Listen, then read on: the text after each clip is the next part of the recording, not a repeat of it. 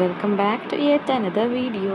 അപ്പോൾ ഇന്നത്തെ വീഡിയോ എന്ന് പറയുന്നത് കുറേ നാൾക്ക് മുന്നേ ഞാൻ എടുത്ത് വെച്ചിട്ടുള്ളൊരു വീഡിയോ ആയിരുന്നു. പക്ഷേ due to some of my personal reasons എനിക്കിതൊന്നും അപ്ലോഡ് ചെയ്യാൻ പറ്റിയില്ല. അപ്പോൾ ഞങ്ങൾ ഇറങ്ങിയപ്പോൾ തന്നെ നല്ല മഴയായിരുന്നു. എന്താണെന്നറിയത്തില്ല, നല്ല മഴയായിരുന്നു. അത്രയും നേരം മഴയില്ലായിരുന്നു. ഞങ്ങൾ ഇറങ്ങിയപ്പോഴേക്കും നല്ല മഴയായി. പിന്നെ ഞങ്ങൾ പോയിട്ടുണ്ടായിരുന്നത് കുറച്ച് ഡ്രസ്സസും കാര്യങ്ങളൊക്കെ വാങ്ങാൻ വേണ്ടിയിട്ടായിരുന്നു.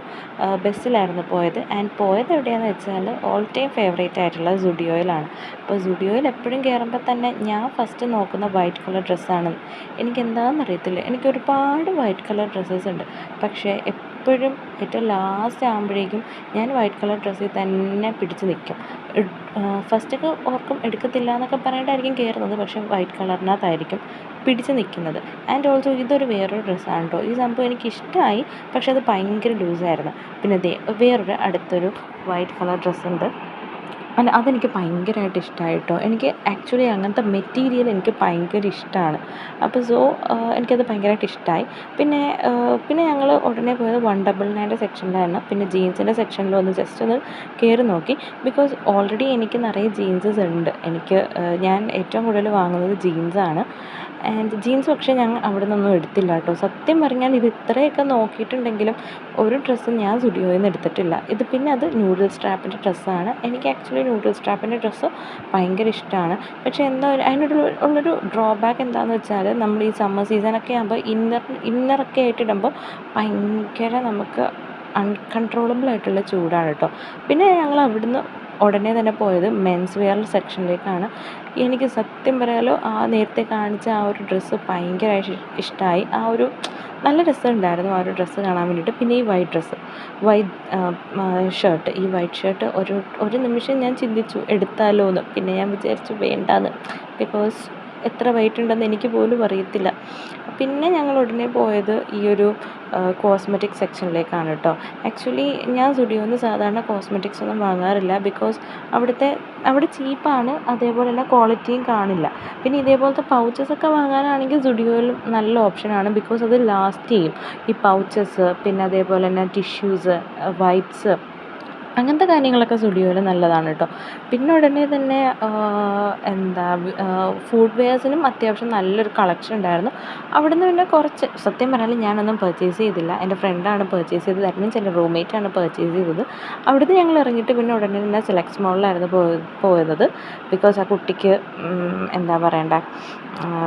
ത്രെഡൊക്കെ ചെയ്യണമായിരുന്നു. അപ്പോൾ അതിന് വേണ്ടിയിട്ട് പോയതാണ്. പിന്നെ ഞാൻ ഈ വട്ടം കൺമഷി എഴുതിയിട്ടുണ്ട് ഗൈസ്.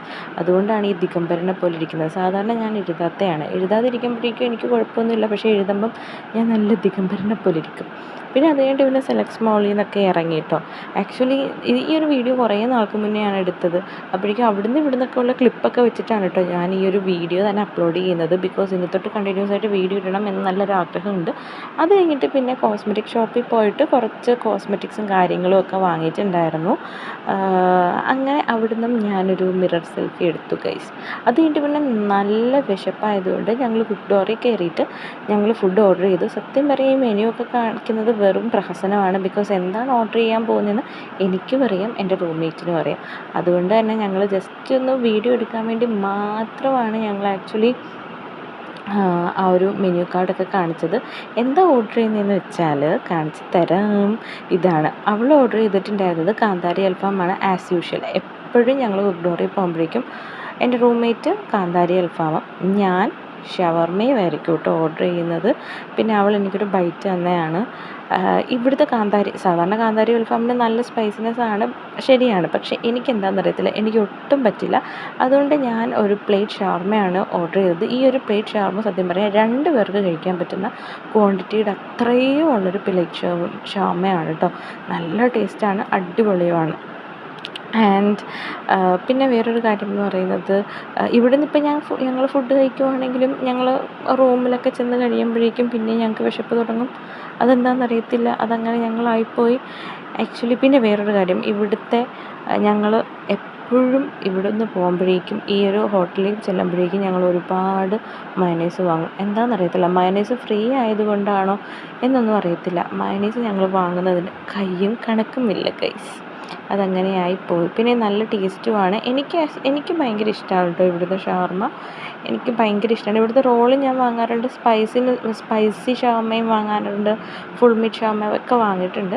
ആൻഡ് എനിക്ക് അത്രയ്ക്ക് നല്ല വിശപ്പാണെങ്കിൽ ഞാൻ ഈ ഒരു ഷവർമ്മയാണ് പ്ലേറ്റ് ആയിരിക്കും വാങ്ങുന്നത്.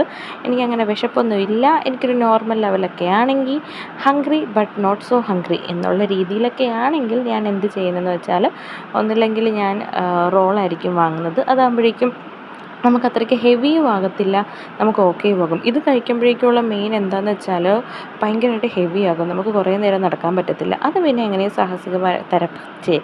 പരമായിട്ട് അത് ഫുഡൊക്കെ കഴിച്ച് കഴിഞ്ഞു. അത് കഴിഞ്ഞിട്ട് ഞങ്ങൾ ഉടനെ പോയത് ശക്തൻ സ്റ്റാൻഡിലാട്ടോ. എന്താ ശക്തൻ സ്റ്റാൻഡിൽ പോകാനുള്ള റീസൺ എന്ന് വെച്ചാൽ, ശക്തൻ സ്റ്റാൻഡിൻ്റെ അടുത്ത് 10 രൂപ കടയുണ്ട്. അപ്പോൾ അവിടെയാണ് കേട്ടോ ഞങ്ങൾ പോയിട്ടുണ്ടായിരുന്നത്. പക്ഷേ ട്വിസ്റ്റ് എന്താണെന്ന് വെച്ചാൽ 10 രൂപ കട അടച്ചിരിക്കുകയാണ് ഗൈസ്. എന്ത് ചെയ്യാനാണ്. പിന്നെ അവിടെയുള്ള ആ ഒരു ഊഞ്ഞാലിലൊക്കെ കയറിയിരുന്ന് കുറച്ച് നേരം ഇങ്ങനെ കാറ്റൊക്കെ കൊണ്ട്, ബിക്കോസ് ഫുഡ് കഴിച്ച് കഴിഞ്ഞിട്ട് ഞങ്ങൾക്ക് റെസ്റ്റ് എടുക്കണമല്ലോ. അപ്പോൾ റെസ്റ്റൊക്കെ എടുത്ത് കഴിഞ്ഞിട്ട് പിന്നെ ഞങ്ങൾ വടക്കേ സ്റ്റാൻഡിൽ പോയി. അവിടെ ഒരു പാനിപ്പൂരി കടയിൽ നിന്ന് പാനിപ്പൂരി വാങ്ങി കഴിച്ചു. ബട്ട് ട്രസ്റ്റ് മീ ഗൈസ്, ഒട്ടും കൊള്ളത്തില്ലായിരുന്നു. ഒരു ടേസ്റ്റും ഇല്ലാത്ത ഒരു വല്ലാത്ത പാനിപ്പൂരിയായിരുന്നു. ഒട്ടും ഇഷ്ടമായില്ല. പിന്നെ പാനിപ്പൂരിയൊക്കെ കഴിച്ച് വീട്ടിലേക്ക് പോയിട്ടോ. ബൈ.